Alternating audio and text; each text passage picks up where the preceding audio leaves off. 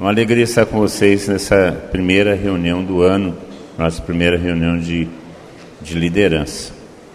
Nós estamos no primeiro reunião de liderança do nosso projeto missionário, Anunciavam Corajosamente, que é esse projeto para esses 2 anos, esse ano e o ano que vem.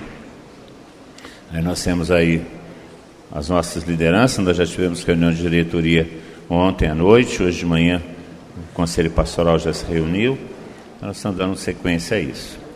Eu queria tomar com vocês o Atos dos Apóstolos, capítulo 4, e dar uma chave de leitura do texto que anima o nosso projeto. Não vou simplesmente refletir algumas coisas que nós já refletimos, eu só quero pontuar para a gente dar seguimento ao nosso ensino, à nossa reunião. Atos 4 é onde nós tiramos o texto motivador de nosso projeto. O Atos 4 inteiro, né? Que a gente vê. O que acontece, eu vou contextualizar. O lema nosso está no versículo 31, anunciavam corajosamente a palavra de Deus. E o contexto todo desse texto do Atos dos Apóstolos é a reação que houve contra a primeira grande missão de Pedro e João na Porta Formosa. O capítulo 3 narra exatamente isso. Pedro e João sobem para a oração da tarde no templo, na Porta Formosa. Um homem coxo de 40 anos aproximadamente estava lá. Pedro e João, ouro e prata não têm, mas em nome de Jesus Nazareno, levanta e anda. Ele entra dentro do templo, louvando e bendizendo o Senhor. Por conta disso, a multidão fica espantada com aquele milagre e se ajunta em torno de Pedro, que começa a pregar o evangelho no pórtico de Salomão, um dos pórticos do templo. Isso faz com que as autoridades ficassem com raiva, porque Pedro e João estavam anunciando o evangelho de Jesus Cristo. Isso já começa no capítulo 4, no versículo 1. Pedro e João ainda estavam falando ao povo quando chegaram os sacerdotes, o comandante da guarda do templo e os saduceus. Estavam irritados porque os apóstolos ensinavam o povo e anunciavam a ressurreição dos mortos na pessoa de Jesus. Aqui aparece uma palavra interessante. Eles estavam irritados. Irritados com o quê? Irritados com o anúncio do evangelho. E isso é uma coisa que nós temos que compreender. Uma vez que nós começarmos a anunciar o evangelho corajosamente, como o nosso lema diz, nós vamos despertar irritação também. Nós não vamos despertar somente adesões, pessoas que se convertem e assumem o evangelho, aceitam o evangelho e começam a caminhar conosco num caminho de santidade, de busca de santidade, num caminho cristão, afinal de contas. Nós vamos despertar também irritações. A irritação virá por parte daqueles que não aceitam o evangelho, porque o evangelho vai incomodar. Então o texto todo se desenvolve nesse sentido. Essa irritação faz com que aquelas autoridades prendam Pedro e João, os levem para a frente de um tribunal que ajunta todas as famílias mais importantes de Israel, julgam Pedro e João, querem proibi-los de pregar o evangelho. Eles falam: não é possível negar aquilo que nós vimos e ouvimos, e essa expressão ver e ouvir significa experimentar. Então nós não podemos negar aquilo que nós experimentamos. E eles voltam então para a comunidade, e na comunidade eles rezam pedindo que o Espírito Santo viesse e dobrasse ou novamente os enchesse de poder para anunciar o evangelho, e não só anunciar o evangelho, mas também realizar milagres, sinais, prodígios, para que o evangelho fosse anunciado. E esse é o contexto de todo o texto que nós estamos trabalhando como base de nosso projeto. E eu quero pontuar algumas coisas. A primeira coisa é que o texto fala de um ambiente de combate. Existe uma pregação do evangelho e uma reação contra o evangelho. Eu vou voltar a esse assunto posteriormente. Mas é um ambiente de combate. Existe um choque do evangelho com a realidade do mundo. Esse combate acabou levando Jesus Cristo à cruz. É um combate. E nós podemos esquecer disso. É um combate espiritual. E o texto fala de uma coligação, né? Quando eles voltam para as comunidades, para a comunidade, eles rezam falando nesse sentido. Lá no versículo 27. Foi o que aconteceu nessa cidade. Herodes e Pôncio Pilatos uniram-se com as nações pagãs e a população de Israel contra Jesus, teu santo servo, a quem ungistes. Então existe uma coligação do mal. Uma coligação, não é somente uma força, mas uma coligação de forças contra Jesus Cristo. Porque a perseguição não é contra nós pessoalmente, é contra Jesus Cristo que nós testemunhamos. Quem sofre a oposição não somos nós, é Jesus Cristo. Mas porque nós testemunhamos Jesus Cristo, a oposição se vira contra nós. É por causa de Jesus Cristo, não é por causa de outra coisa. Vocês fiquem sabendo. Se vocês estão num ambiente pagão, e se tiver que acontecer, e vocês forem cristãos verdadeiros, como são, e testemunharem verdadeiramente Jesus Cristo como testemunho, se houver uma promoção em disponibilidade e tiver que escolher alguém, não vão escolher você.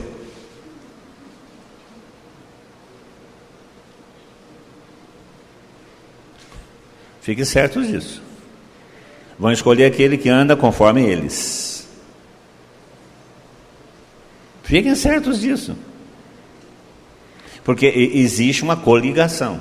São Paulo fala que, na realidade, a nossa luta é contra os principados, potestades, dominadores do mundo, espíritos malignos. Nós vamos voltar a isso também. É contra isso que nós combatemos. O Everson estava contando para mim agora mesmo.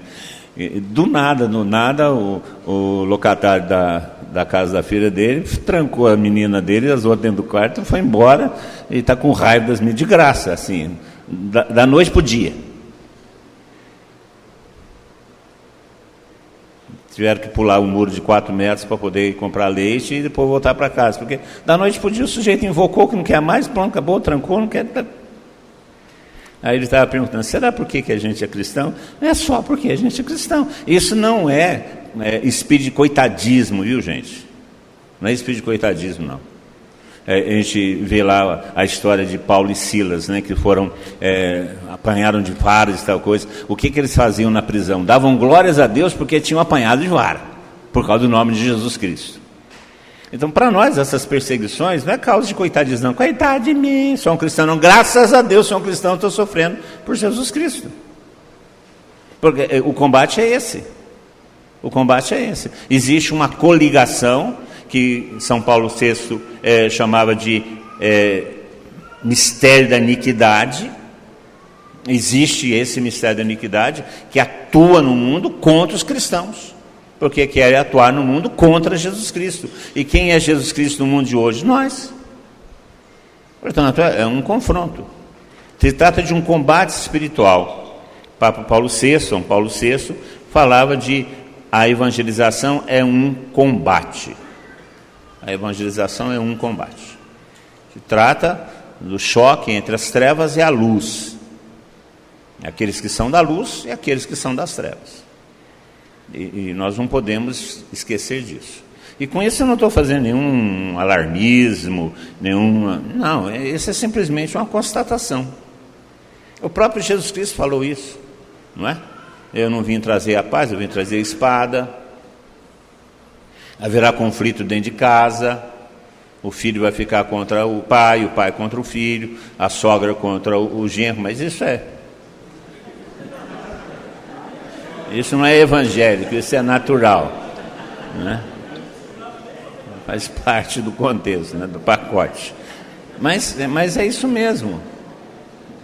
É isso mesmo. Há uma incongruência do evangelho com o mundo, uma oposição do evangelho com o mundo. E isso é que é a raiz do combate espiritual, a raiz do confronto do evangelho que nós enfrentamos.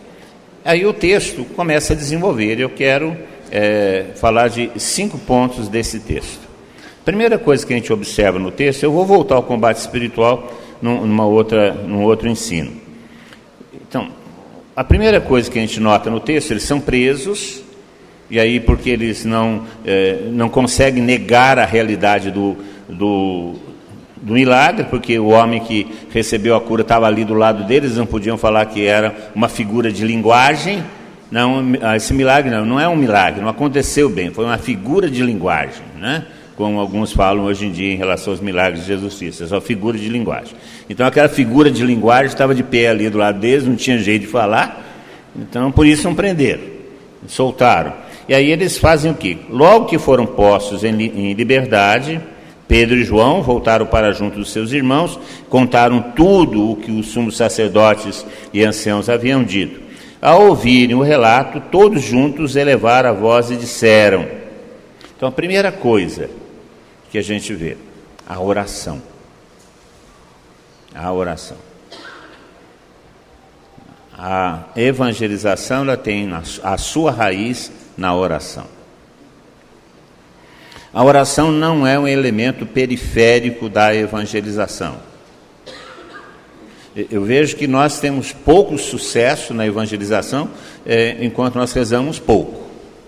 Teremos mais sucesso na evangelização quando rezamos mais. A oração, portanto, não é periférica à missão. Jesus Cristo rezava constantemente e insistia para que os seus discípulos rezassem também. Portanto, é parte da missão, é parte da evangelização, é parte do ser missionário rezar. Eu penso que nós rezamos pouco, devemos rezar mais. E aqui eu não falo só da oração que a gente faz em conjunto, não. Tão boa, tão gostosa, nos enche. A nossa oração pessoal. Como é que anda a nossa oração pessoal? Porque é uma conquista. Uma conquista. Eu sei que é difícil, principalmente nesse corre-corre do dia de hoje, você ter um tempo para você se dedicar à oração é complicado. Mas a oração é fundamental, a vida de oração. Porque a oração abala as estruturas. Nós vemos que logo depois que eles rezaram, quando terminaram a oração, tremeu o lugar onde estavam. A oração abala as estruturas. Tremeu o lugar onde estavam. Então eles estão preparados para começar a missão. O Espírito Santo é dado em oração. A Sagrada Escritura nos ensina isso. A igreja também nos ensina isso. O Espírito Santo é dado em oração. Por isso a primeira coisa que eles fizeram foi rezar. Eles não se reuniram para reclamar da situação. E nem reclamar para Deus. Ó Senhor, estamos sofrendo aqui por sua causa. Ó Senhor, o que fizeram conosco? Passamos uma noite na cadeia. Ó só o que está acontecendo. Não estão compreendendo a sua palavra. Não querem aceitar. Não, a oração deles foi: ó Senhor, manda o seu Espírito para que a gente faça mais. Manda o seu Espírito para que a gente continue na missão. Em nenhum momento eles lastimaram. De constatar o fato, existe uma oposição, existe um complô, existe uma coligação que quer impedir que o nome de Jesus Cristo seja anunciado, e porque esse complô quer impedir, então dá-nos mais poder, mais Espírito Santo, mais graça, mais sinais para que a gente continue anunciando. E o Espírito Santo então é dado. A oração que é a raiz de nossa força de missão. Não é para juntar e ficar reclamando.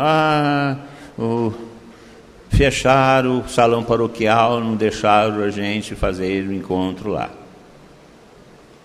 Aleluia! Faz na rua. É o que nós fizemos. Quantas vezes? É na rua. Não tem tu, vai tu mesmo. Então, uma vez nós fomos fazer um encontro lá em Aparecida, na Igreja Velha, na Matriz Velha. E o som da igreja, o sacristão, dessa vez nem foi o padre, foi o sacristão, simplesmente resolveu não nos emprestar na hora que o povo estava reunido. Tinha umas 2.000 pessoas na frente da Basílica Velha, e era para ser dentro da Basílica Velha, o sacristão trancou a Basílica Velha, deixou a gente para fora e trancou o som. Aí o que a gente fez? Nós fomos lá, quebramos o cadeado do som de fora e ligamos as cornetas. Não era som, aquelas cornetas, sabe aquelas cornetas? Aquelas cornetas. E socamos a bucha naquelas cornetas. O Sidney Terry estava pregando. Aí o padre chegou. O dono da igreja chegou, né? Ele falou assim: o que vocês estão fazendo? Como é que vocês ligaram o som? Eu falei: nós quebramos um cadeado. Mas como é que vocês fazem um negócio desse? Quebrar o cadeado, isso é propriedade particular. Eu falei assim: padre, como é que a gente ia fazer? Nós já estamos impedidos de entrar dentro da igreja. O som foi proibido. E a gente tinha que evangelizar esse pessoal que está aí. É assim mesmo. Toca a bucha, vamos em frente. Continuamos a oração. Abriu para nós. Não tem o som. Porque nós temos esse costume, né? Quando as coisas são difíceis, a gente vai rezar, não vai rezar para pedir mais, vai rezar para reclamar do que não recebeu. E não foi isso que eles fizeram. Eles fizeram o contrário. Nós queremos mais. Queremos mais. E exatamente porque eles pediram mais, o chão tremeu. Porque eles não recuaram. A primeira atitude, a atitude da oração. Segunda coisa que a gente percebe no texto é que quando terminou a oração e tremeu o lugar onde eles estavam reunidos, todos ficaram cheios do Espírito Santo. Todos ficaram cheios do Espírito Santo. Todos ficaram cheios do Espírito Santo. Veja que isso é a mesma coisa que nós lemos em Atos dos Apóstolos, capítulo 2, versículo 4. Todos ficaram cheios do Espírito Santo. Então, nós tivemos em Atos 2 o derramamento do Espírito Santo no dia de Pentecostes. E o que caracteriza o derramamento do Espírito Santo, o que caracteriza a experiência de Pentecostes é ficar cheios do Espírito Santo. O que acontece aqui é a mesma coisa, todos ficaram cheios do Espírito Santo. Portanto, o que aconteceu aqui? Aconteceu aqui o que nós chamamos de batismo no Espírito Santo. Houve aqui aquilo que é chamado de atualização de Pentecostes. Aquilo que aconteceu em Pentecostes alguns dias antes, acontece novamente. Porque a mesma coisa que eles estavam fazendo lá, eles estavam fazendo aqui. Rezando e pedindo o Espírito Santo. Aqui eles rezam e pedem o Espírito Santo. E o Espírito Santo é dado pela oração. E eles ficam cheios do Espírito Santo, como ficaram cheios do Espírito Santo lá. Aqui tem dois ensinos importantes. É possível ser batizado no Espírito Santo de novo. Porque quem é que estava nessa reunião de oração? Os mesmos que estavam em Pentecostes. Pedro e João, pelo menos. Aqui não fala assim, todos ficaram cheios do Espírito Santo, menos Pedro e João, que tinham ficado cheios do Espírito Santo em Pentecostes. Não, agora todos ficaram cheios do Espírito Santo. Portanto, Pedro e João também.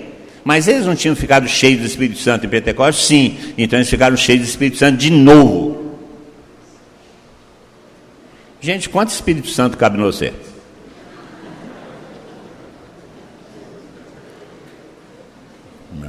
Aqueles que sofrem o processo de alargamento, né? Cabe mais Espírito Santo, né? Aqueles que sofrem o processo de encolhimento, o Espírito Santo é dado sem medida. Portanto, toda vez que o Espírito Santo for derramado, ele vai nos encher. Porque nós podemos ter mais do Espírito Santo, mais do Espírito Santo, mais do Espírito Santo. Porque o Espírito Santo deve jorrar para a eternidade, portanto, ele deve ser dado abundantemente todas as vezes que nós pedirmos. E não existe outra coisa a pedir a não ser o Espírito Santo. Veja, eles não pediram cura dos seus corações. Não pediram a morte dos caras que os perseguiram. Ó Senhor, converte, transfere ou leva. Né, como dizia Santa Teresa, em relação ao seu diretor espiritual que a perseguia. Vocês conhecem essa oração de Santa Teresa, né?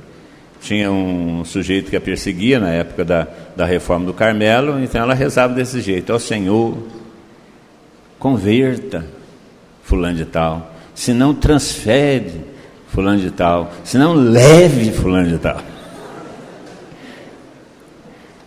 O Sadi Bogado, que era um deputado da época da ditadura militar, e foi perseguido, preso, e ele era lá de Campos, e Campos, o bispo de Campos era Dom Castro Maia.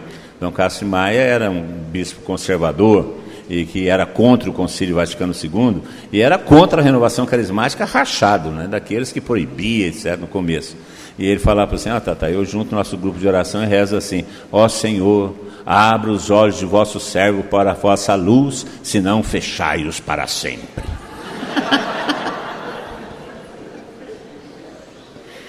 Eles não estavam rezando no sentido de reclamar, eles estavam rezando pedindo o quê? Mais Espírito Santo.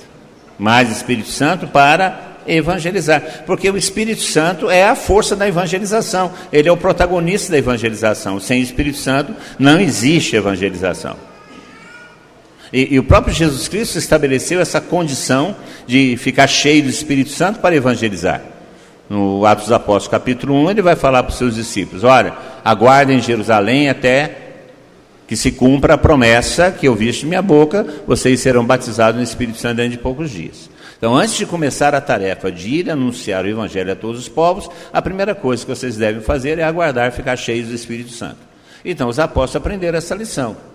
Eles foram perseguidos, impedidos de pregar, ou tentaram impedi-los de pregar. O que eles fazem? Eles vão, se reúnem e pedem o quê? Pedem aquilo que Jesus Cristo ensinou a eles pedirem, o Espírito Santo. Para quê? Para que eles ficassem cheios do Espírito Santo e pudessem anunciar a palavra. Então, nós temos que aprender isso. Nós vamos começar um momento missionário, então vamos rezar para ficar cheios do Espírito Santo. E essa é a característica do batismo no Espírito Santo. A característica do batismo no Espírito Santo, o conteúdo do batismo no Espírito Santo é ficar cheios do Espírito Santo. Não são as línguas de fogo. Vejam aí no texto do capítulo 4.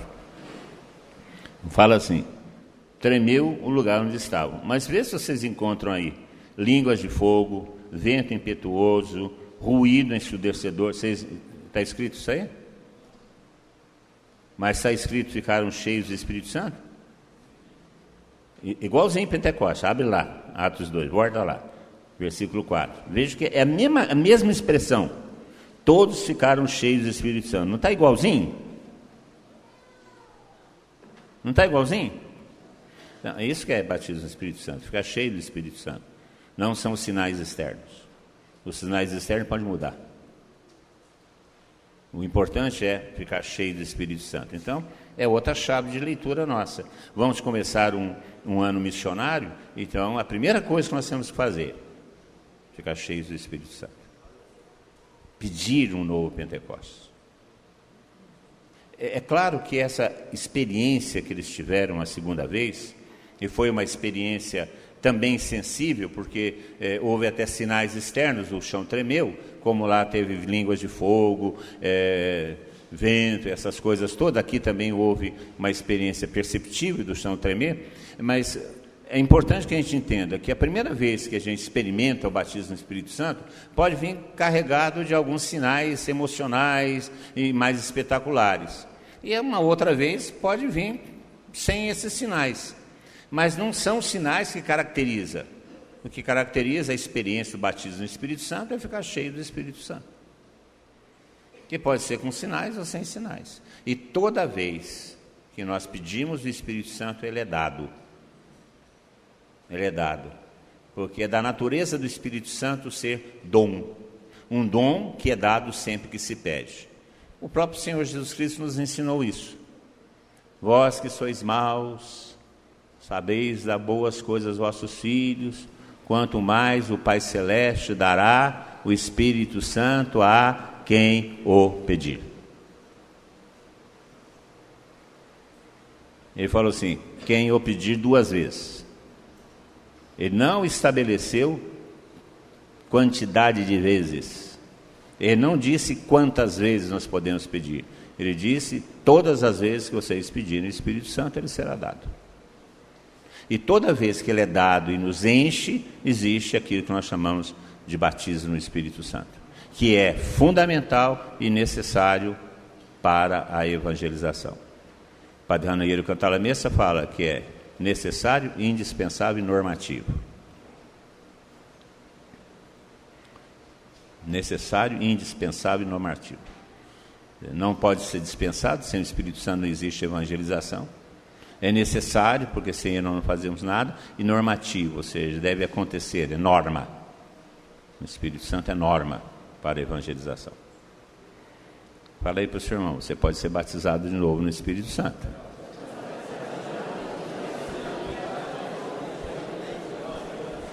E isso é necessário para a nossa missão.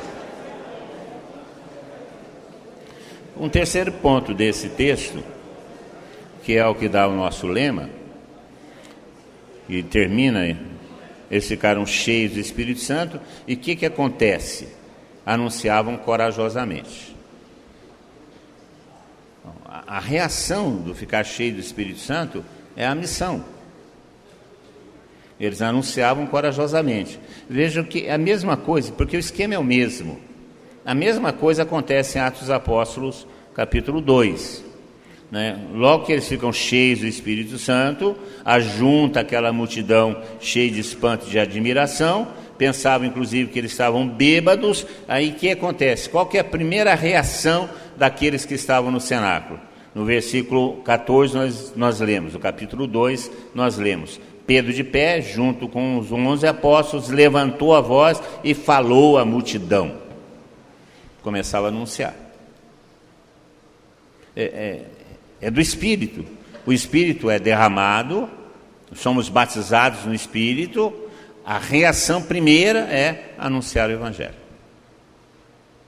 Porque o Espírito nos leva a falar das coisas de Deus. Aqueles que estavam na frente do cenáculo, no dia de Pentecostes, ouviam os apóstolos falarem as maravilhas de Deus em suas próprias línguas. O Espírito Santo nos impulsiona a anunciar o Evangelho em todas as línguas. Em todas as línguas. Hoje em dia tem várias línguas. As várias linguagens, nós podemos dizer hoje. Não só o vernáculo, mas as várias linguagens. Existem diversas linguagens que nós podemos usar, né? Está aí as redes sociais, aí a televisão, rádio, a imprensa. São as várias linguagens que nós podemos usar para anunciar o Evangelho. O Espírito nos impele a isso. Porque o que aconteceu? Rezaram, dentro da perseguição, rezaram, ficaram cheios do Espírito Santo, começaram o anúncio do Evangelho. Poderosamente, porque eles pediram o quê? Pediram exatamente isso, né? Agora, Senhor, olha a ameaça que fazem e concede que teus servos anunciem corajosamente sua palavra. Estende a mão para que se realizem curas, sinais e prodígios por meio do nome de teu santo servo Jesus Cristo. Que os seus servos anunciem corajosamente, que nem diz um padre amigo nosso, corajosamente a tua palavra. Estende a mão para que se realize cura, sinais e prodígios por meio do nome do teu santo servo Jesus. Para que são as curas, milagres e prodígios? Para confirmar o anúncio do Evangelho. Eles não estão pedindo, que faça curas, milagres e prodígios. Não. Que anunciemos corajosamente a palavra. E para que a palavra seja confirmada, realize milagres. E o que aconteceu depois dessa oração? Ficaram cheios do Espírito Santo. E aí, porque eles ficaram cheios do Espírito Santo, eles fazem aquilo que eles pediram, saíram para anunciar corajosamente. E aqui que está a coisa, né? Esse anúncio corajoso significa a parresia, a audácia, a coragem, a criatividade, ultrapassar as barreiras, ultrapassar a nossa rotina, ser criativo, inventar outras maneiras. Porque nós temos já uma metodologia, né? Nós somos 40 anos de comunidade. E com esse tempo nós já criamos uma série de caminhos. Nós já temos até, a palavra não é essa, mas é próxima dessa, nós já somos viciados em certos procedimentos. Nós ligamos o piloto automático. Solta a voz, irmão. Isso. Nossa senhora, que doía em mim, Gerardo. Aquilo entrava no meu cérebro, saía na minha nuca, aquele sujeito falando isso. Nós fomos numa assembleia de oração, o sujeito falava assim, solta a voz, isso. Mas, gente, o que é isso? Né? Vai sortando, não, cuidado, vai sortando assim semana não. A gente liga no piloto automático e vai nessas coisas. A gente apanha esses jargões na televisão, outras coisas, e vai nessas coisas, vai no piloto automático. É que nem oração em línguas, essas coisas. Você está no microfone rezando em línguas, se você quer, o som aí, como é que está? Já está na hora do cafezinho.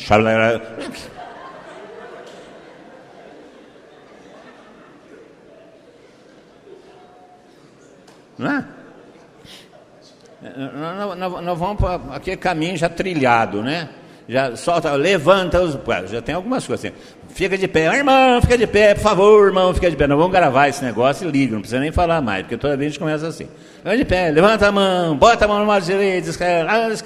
Nós já estamos aqui, 3, já sabe, já fecha os olhos e fala assim, agora vem rezar a esquerda, agora vem rezar a direita, agora solta a voz, agora levanta o braço. Isso! Eu não estou desvalorizando isso não, porque quando é feito com sinceridade, né, até café com leite é gostoso, não tem nenhum problema. Não tem nenhum problema. Mas nós temos que ultrapassar essas nossas barreiras mentais, essas barreiras de costume, inventar outras coisas, outros métodos, aproveitar outras coisas, ser criativo. A parresia não significa só a coragem nós temos. O Espírito Santo nos dá, porque eu sei que todos nós enfrentamos situações complicadas. Em casa, muitas vezes, temos que bater de frente com a dona onça ou com o texuco que está lá, a gente sabe disso, né? Tem os ursos e as onças, né? Então a gente sabe que de vez em quando tem que enfrentar essas situações. Enfrentamos com coragem. A gente conhece a história de muitos que estão conosco. Somos corajosos, enfrentamos situações difíceis muitas vezes em nossa cidade, em nossas comunidades paroquiais, enfrentamos nas escolas, as perseguições no trabalho, nos ambientes onde nós estamos frequentando. Nós temos coragem, nós não somos covardes. Mas a parresia aqui não significa só a coragem. Porque não é fácil, você sabe disso, não é fácil subir em cima de um caminhão na rua e fazer um evangelizar show. É divertido, mas não é fácil. Entrar numa sala de adolescentes, numa escola do Estado e pregar o evangelho para quem não quer escutar. Não é fácil, não é fácil. Juntar jovens na praça e fazer aqueles arrastões que se fazem, entrando no comércio e tal coisa, se identificando, não é fácil. Então, coragem nós temos. Nós precisamos ser mais criativos. O desafio nosso está na criatividade. Nós temos desafios grandes para resolver. O desafio da evangelização dos universitários e da academia, que não é por falta de coragem, é uma questão de metodologia e de criatividade. A evangelização dos condomínios fechados, que nós já vencemos a barreira de sair de 2 a 2 de porta em porta. Nós já vencemos essa barreira.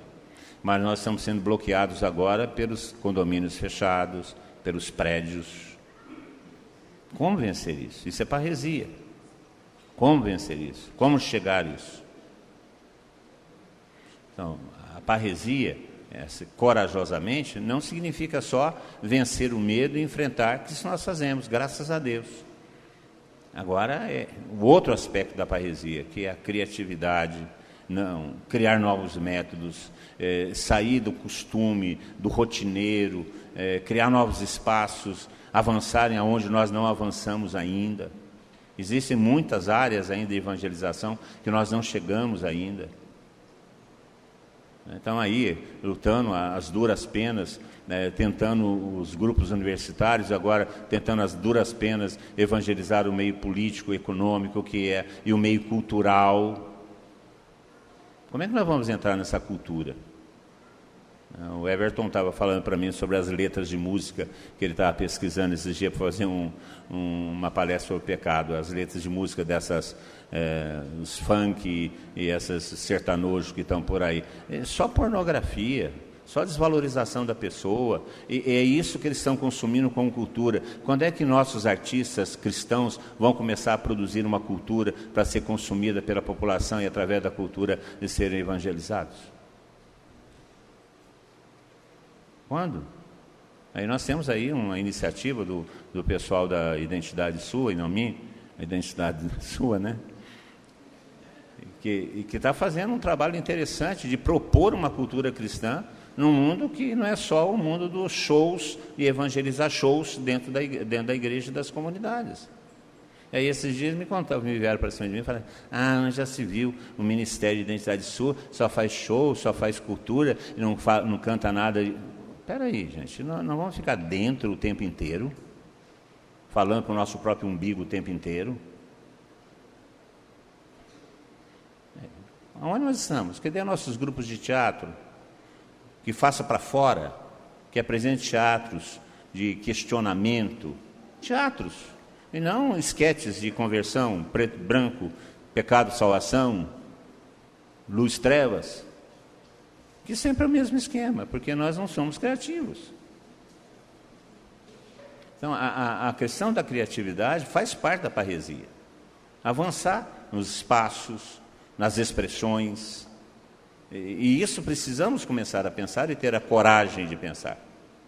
E sair dessa área de conforto que nós estamos.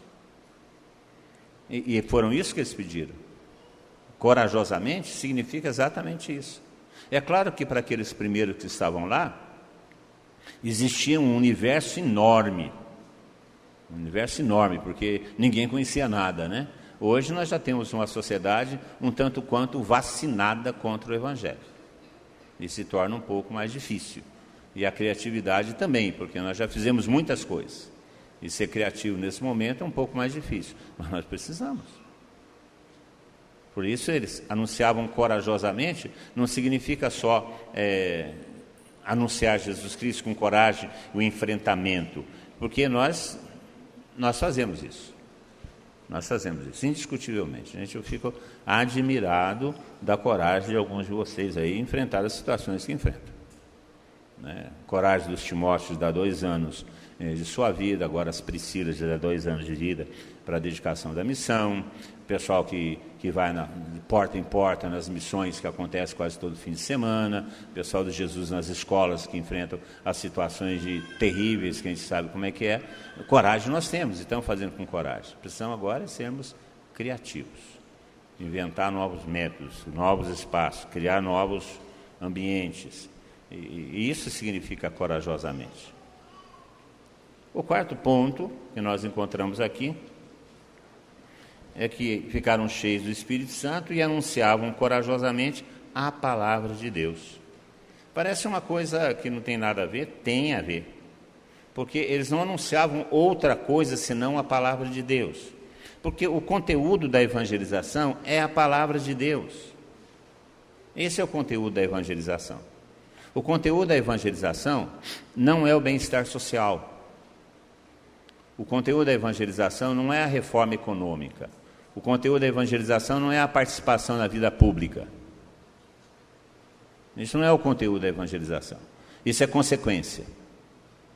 Lutar por um mundo melhor, participar da vida pública, organizar economicamente a sociedade de tal forma que a riqueza seja melhor distribuída. Isso são consequências da instalação do reino, que se dá pela pregação da palavra de Deus. O conteúdo da evangelização é a palavra de Deus, e a palavra de Deus é Jesus Cristo. Esse é o conteúdo da evangelização. O que eles saíram a pregar? Eles saíram a pregar não uma ideologia, eles saíram a pregar uma pessoa, porque a fé é a adesão a uma pessoa, e não a aceitação de uma ideologia. Com isso eu não estou descaracterizando nada o esforço da igreja e das comunidades de buscar o bem-estar social, de maneira alguma, mas isso é consequência. O conteúdo da evangelização é o anúncio de Jesus Cristo morto, ressuscitado e glorificado, Senhor, Salvador e Messias. Esse é o conteúdo. E é exatamente isso que eles saíram a anunciar, porque foi isso que Pedro estava anunciando e foi isso que levou Pedro à prisão, juntamente com João. Eles estavam falando quem? Lá no começo do capítulo 4, né? Eles estavam falando que estavam irritados porque os apóstolos ensinavam o povo e anunciavam a ressurreição dos mortos na pessoa de Jesus. E vamos falar, não existiam problemas sociais naquela época? Existiam. Tão graves quanto de hoje. E talvez até mais, porque naquela época existia escravidão. Se bem que hoje em dia também tem escravidão, né? Vocês sabem que a escravidão é você se tornar proprietário de uma pessoa e fazer essa pessoa trabalhar para você, expropriar o trabalho dela através da apropriação da pessoa. Hoje em dia tem isso também, expropriação do trabalho pela posse da pessoa. Chama-se jogadores de futebol. Você vende, você compra. Se você vende um jogador de futebol e compra um jogador de futebol, isso é escravidão. Na definição da palavra, é expropriação do trabalho pela compra da pessoa.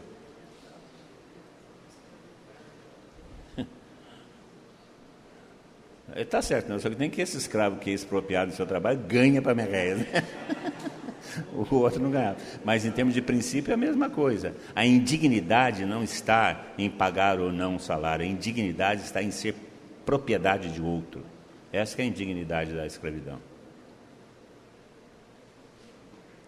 Então, nós temos situações semelhantes hoje.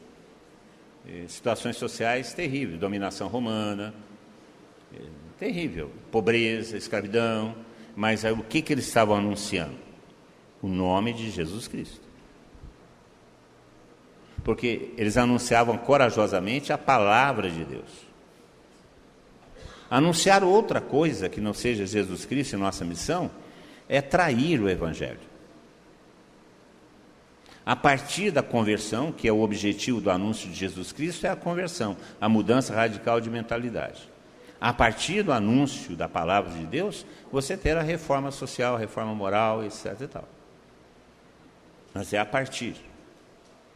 Porque Jesus Cristo é o fundamento, é o valor. É o valor. E a quinta coisa que eu quero comentar do texto é que todo o texto, capítulo 4, sobretudo a partir do versículo 23, todo o texto se dá dentro do ambiente de uma comunidade. Eles, logo que foram postos em liberdade, Pedro e João voltaram para junto dos irmãos.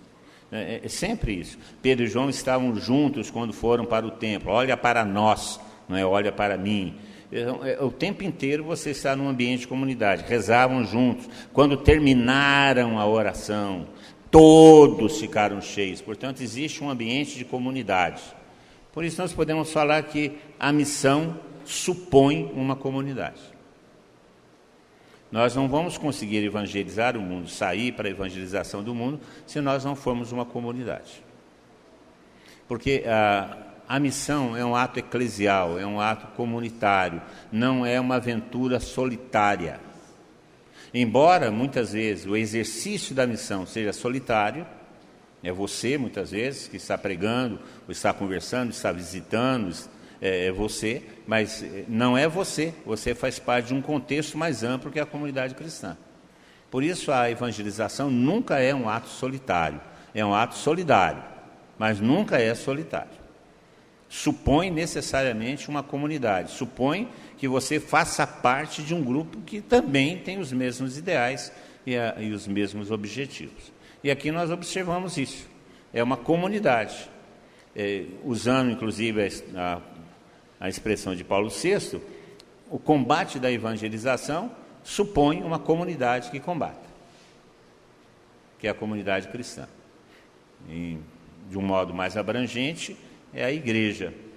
Né? E, de um modo mais particular, a comunidade onde nós estamos inseridos. No nosso caso, a comunidade javenice como um todo e as suas expressões nas diversas comunidades locais. Então, a evangelização que nós estamos propondo, esse avanço, esse projeto missionário, supõe uma vida de comunidade. O combate supõe uma comunidade. E isso está bem dentro do nosso próprio carisma. Está bem dentro do nosso próprio carisma. O nosso carisma nasce de Êxodo 17:15, que nós conhecemos bem qual que é o contexto. O Êxodo 17:15 é aquela luta dos israelitas contra os amalecitas. Então é um ambiente de luta. Josué vai lutar contra os amalecitas que vêm contra os israelitas. Então nós estamos num ambiente de luta. A nossa comunidade, ela nasce ou tem a sua inspiração nesse conflito entre os israelitas e os amalecitas, entre aqueles que são de Deus e aqueles que não são de Deus, entre as coligações dos dominadores desse mundo e nós que somos de Cristo. Esse é um ambiente que nasce a nossa comunidade. E esse ambiente é um ambiente de combate, porque nós estamos em combate de geração em geração até o final dos tempos, até o pôr do sol, contra Amaleque, os amalecitas. Amaleque significa o inimigo de Deus. E é da nossa natureza, como comunidade javenice, estar em combate contra os inimigos de Deus. Até quando? Até o pôr do sol. O que significa o pôr do sol? Até o fim. O fim de nossa vida ou o fim dos tempos. Portanto, nós estamos em combate, e a comunidade está em combate. E o combate supõe uma comunidade. E esse combate que nós travamos como comunidade tem as duas coisas que são fundamentais no combate espiritual. A vida de oração, são os dois elementos, a vida de oração. Aí Moisés sobe a montanha e ele, Ur e mais Arão ficam rezando. Moisés com as mãos levantadas, Ur e Arão segurando cada um de um lado, com ele sentado na pedra e levantando os braços e rezando para que a vitória seja dada a Josué, que lá na planície luta, aplica os meios, enfrenta situações. Josué não fica lá em cima fica Moisés, que é a expressão de oração da comunidade, mas a comunidade também é Josué, porque a comunidade tem que aplicar os meios, tem que colocar a cara a tapa, tem que enfrentar as situações e vai se machucar com isso. Quando eu leio esse texto agora na perspectiva da Evangelii Gaudium do Papa Francisco, me vem muito isso, né? O Papa Francisco fala que prefere uma igreja machucada e arrebentada da missão do que uma igreja bem arrumadinha e insossa e sem estar na missão. É isso mesmo. Aqueles que estavam com Josué na missão vão se machucar, vão ser feridos, alguns vão morrer, outros vão correr. Né? Como é que é aquele sujeito? Corre, negado. Como é que é mesmo do sujeito lá? Está vindo dos egípcios, corre, pessoal, que a coisa está feia. Alguns vão correr, mas faz parte do confronto. Nós não podemos ficar à margem dele. E nós sabemos que o texto fala que Amaleque foi derrotado e foi passado a fio de espada, ou seja, mataram todos, não sobrou nenhum, né? Foram derrotados totalmente. Nós somos do exército vencedor, nós somos daquele que venceu, nós não somos da turma que perdeu, nós somos da turma que venceu. E nós conhecemos o final do texto, né? Quando Amaleque é derrotado, Moisés faz um altar em honra a essa vitória e coloca o nome nesse altar de "O Senhor é minha bandeira", Javenice. Essa é a nossa identidade. Uma comunidade que está em luta da evangelização contra as coligações de Pilatos, Herodes, que vem contra o servo de Deus, que é Jesus Cristo. É da nossa identidade. É da nossa identidade. Nós somos chamados a fincar essa bandeira que é o Senhor em todos os lugares onde nós estivermos. É da nossa identidade. Porque nós estamos em luta contra Amaleque. É da nossa identidade. Portanto, esse projeto missionário responde também à nossa vocação e à nossa identidade. O Senhor é a nossa bandeira, é a minha bandeira. E deve ser fincada porque eu sou do exército do Senhor. E por isso eu estou em combate contra aqueles que se levantam contra o servo de Deus, que é o próprio Jesus Cristo. Essa é a chave de leitura do texto que nós tomamos como referência de nosso projeto missionário. Fala aí para o seu irmão, estamos em luta contra Amaleque.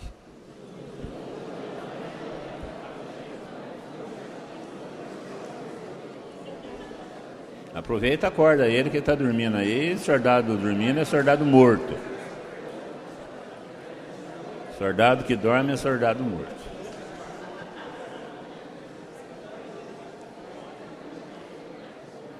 A partir dessa visão geral do nosso texto, nós vamos refletir durante o dia de hoje e um pouco de amanhã sobre essa situação do que é a evangelização, o espírito missionário e o combate espiritual que nós estamos empenhados desde o momento que nós assumimos a nossa vocação. Fecha seus olhos, vamos rezar um pouco, porque nós vemos no texto que eles pediram mais do Espírito Santo. E vimos que quando pedimos o Espírito Santo para a missão, ele vem e nós ficamos cheios do Espírito Santo.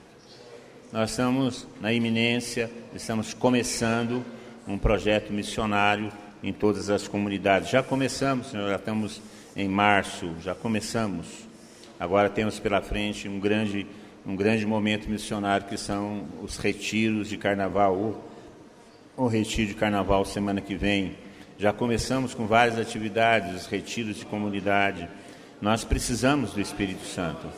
Precisamos do Espírito Santo, precisamos porque nós estamos empenhados numa luta, numa evangelização.